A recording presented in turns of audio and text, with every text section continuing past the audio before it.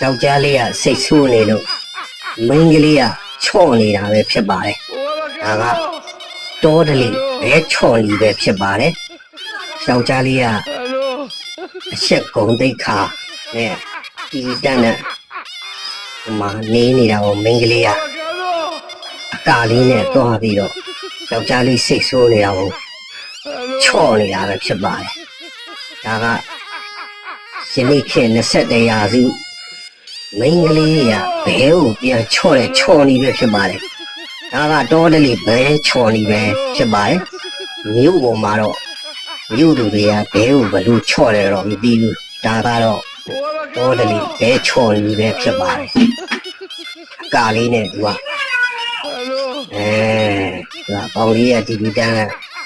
အောင်မလေးကတော့မြင်လေးရတဲ့အတိုင်းပဲလောက်ခါရမ်းပြီးတော့